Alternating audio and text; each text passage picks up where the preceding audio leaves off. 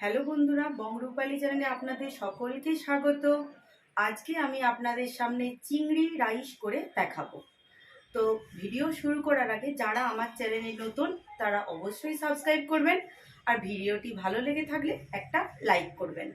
তো চলুন বন্ধুরা, ভিডিওটা স্টার্ট করা যাক। This could be us. So back to what I was saying. Could be us.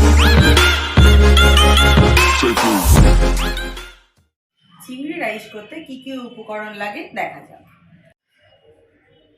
হলুদ গুঁড়ো, আদা বাটা, পেঁয়াজ কুচি, রসুন বাটা, গোলমরিচ, কাজু, কিশমিশ, টমেটো, তেজপাতা, কাঁচা লঙ্কা, গোটা জিরে, এলাচ, লবঙ্গ, দারচিনি আর গাজর আমি আগের থেকে সরু সরু করে কেটে ভেজে রেখেছি। চিংড়ি মাছটাও ভেজে রেখেছি। স্বাদ মতো মিষ্টি লাগবে, চিনি, ঘি, রাইসটা আমি সেদ্ধ করে রেখেছি, আর ডিম ভেজে গুঁড়ো গুঁড়ো করে রেখেছি। তো চলুন ভিডিওটা দেখা যাক। প্রথমে কড়াইতে সরষের তেল দিতে হবে। তেলটা গরম হওয়ার জন্য অপেক্ষা করতে হবে। কিশমিশটা আমি তেলে দিয়ে দিয়েছি, কাজুটাও তেলে দিয়ে দেবো। এইভাবে হালকা নাড়াচাড়া করে নিতে হবে।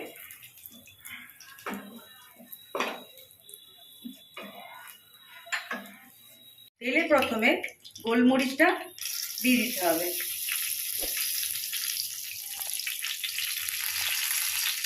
তারপর গোটা জিরেগুলো দিয়ে দিতে হবে, লবঙ্গ, এলাচ সব দিয়ে দিতে হবে, দারচিনিটাও দিয়ে দিতে হবে, তেজপাতাটাও দিয়ে দিতে হবে। এইভাবে নাড়াচাড়া করে নিতে হবে।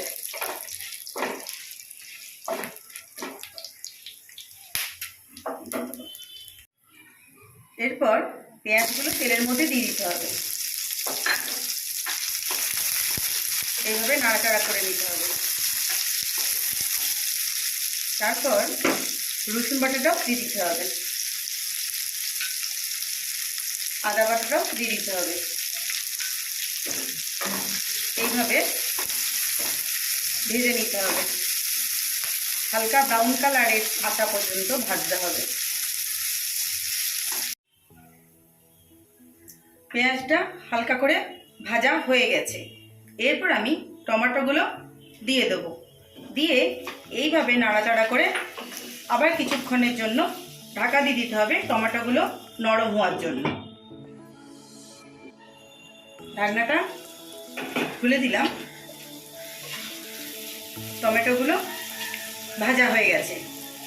এরপর আমি সেদ্ধ করে রাখা ভাতগুলো এক এক করে দিয়ে দিলাম।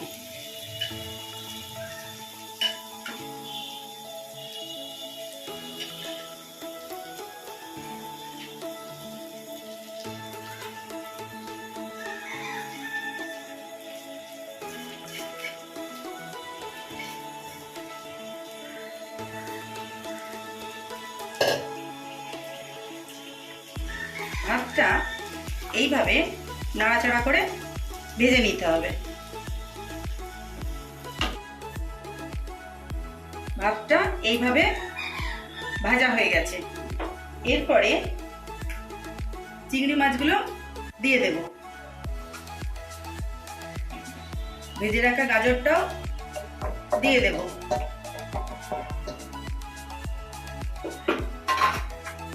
কাজু কিশমিশটাও দিয়ে দিলাম।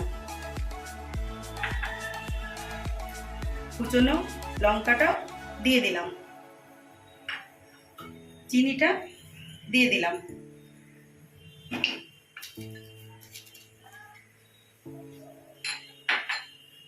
হলুদ গুঁড়োটা দিয়ে দিলাম।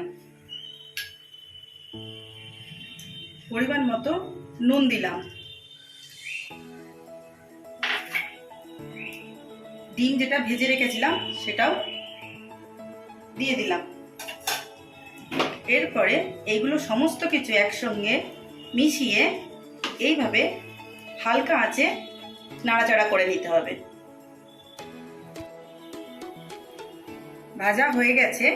এরপর আমাকে 1 চামচ মতন ঘি দিয়ে দিতে হবে। দিয়ে আবার এইভাবে নাড়াচাড়া করে 2 মিনিটের মতন ঢাকা দিয়ে দিতে হবে। ঢাকনা খুলে দিলাম। তো চিংড়ি রাইস রেডি হয়ে গেছে। আপনারাও বাড়িতে বানাবেন, বানিয়ে দেখবেন কেমন হয়েছে।